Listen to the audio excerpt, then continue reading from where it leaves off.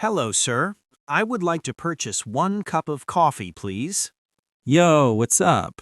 Honestly, you're cutting it close. We're about to close. But I'll look you up. You want a regular brew or something with a kick? Kick? No, I don't want to be kicked. I just want coffee. No, man. I mean extra caffeine. It's on the house anyway since we're clearing out. Just vibing today, you know? On the house? Is the coffee on the roof? Hello, listeners from around the world. I'm Mark, your real-life fluency coach. Welcome back to English Daily Dialogues. I'm Sarah. Did you see that opening scene? Poor Alex. He learned textbook English, but he ran into real-life English. Exactly. Today, we are breaking down why learners get stuck and how you can stop being the awkward Alex in the coffee shop. We are moving from level A1 to B1 by looking at native speakers versus English learners. Let's start with Alex's first sentence. He said, "I would like to purchase 1 cup of coffee." Hello, sir. I would like to purchase 1 cup of coffee, please. Mark, as a native speaker, when was the last time you used the word purchase at a cafe? Never. Maybe if I'm buying a house or a car, I'd use purchase. In a cafe, we use get, grab, or have. This is the first lesson for our viewers. Textbooks teach you formal verbs because they are safe. But if you want to sound natural, you need to use phrasal verbs. Instead of, I wish to acquire a beverage, just say, can I grab a latte? It's about energy. Purchase sounds like a robot. Grab sounds like a friend. Now, let's look at what Chris said. He said, you're cutting it close. I would like to purchase 1 cup of coffee, please. Yo, what's up? Honestly, you're cutting it close. We're about to close. This is a classic native idiom. If you look at a textbook, it might say, you are nearly late, or there is not much time left. But cutting it close creates a picture. Imagine you are cutting a piece of paper right at the edge. If you go 1 millimeter further, you fail. We use this for everything. If your flight is at 5 o'clock and you get to the airport at 4:30, you are cutting it close.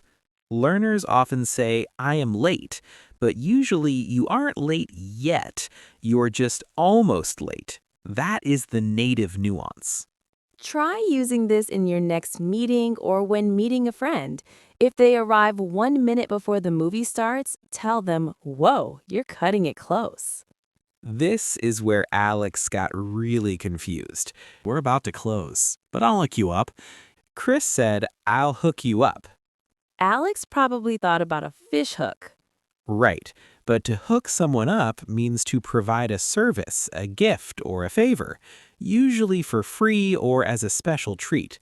If a waiter gives you a free dessert, he is hooking you up. And then he said, the coffee is on the house. This is a very important business idiom in English. No, man. I mean extra caffeine. It's on the house anyway since we're clearing out. It has nothing to do with the roof of the building. On the house means the business is paying for it. It is free for the customer. If you go to a bar and the bartender says, the next round is on the house, don't try to look for a house. Just say thank you and enjoy your free drink. Contrast that with a learner who might say, the shop will give it to me for $0. It's grammatically correct, but it kills the vibe of the conversation. Let's talk about a kick. Alex thought he was going to get hit. You want a regular brew or something with a kick? Kick? No, I don't want to be kicked. I just want coffee. Yeah, in slang, a kick refers to a strong effect, usually from caffeine, alcohol, or spicy food. If a coffee is very strong, it has a kick. If a chili sauce is very hot, it has a kick.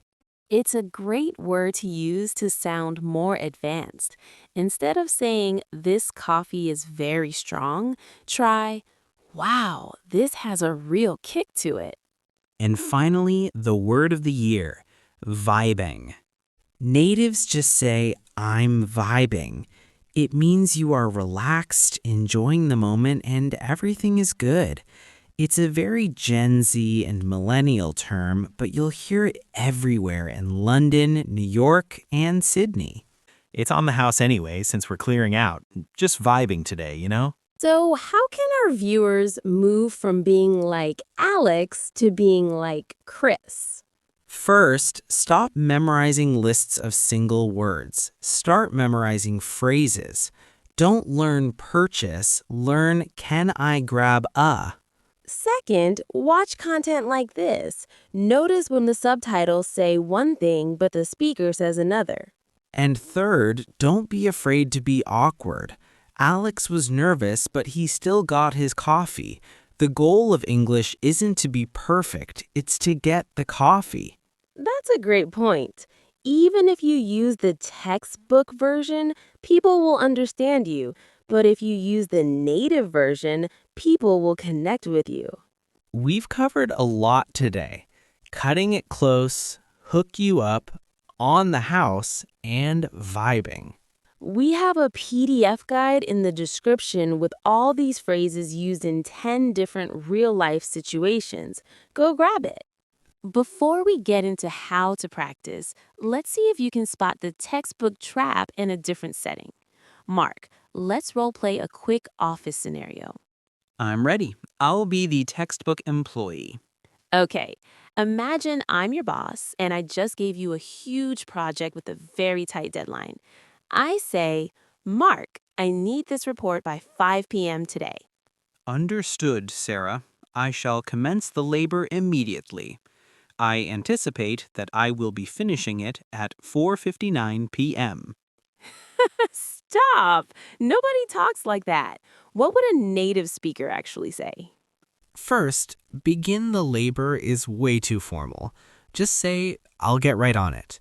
And instead of saying, I anticipate finishing at 4:59, use that idiom we learned earlier. Exactly. You'd say, I'll get it to you by 5, but I'm definitely cutting it close. See how much smoother that feels? It shows you're a human, not a manual. Let's try one more. Imagine you're at a party and someone offers you a drink that looks very spicy. The textbook learner says, this liquid contains a high level of capsaicin and may cause a burning sensation. And the native says, Whoa, I heard that drink has a serious kick. Is it on the house? boom. You just combined 3 of today's lessons in one sentence. That is how you move from B1 to sounding truly fluent. It's all about these building blocks. Once you stop translating word for word from your native language and start using these natural blocks, your confidence will skyrocket. Thanks for watching English Daily Dialogues. Don't forget to hit that subscribe button so you don't miss our next native versus learner breakdown. See you in the next one. Bye.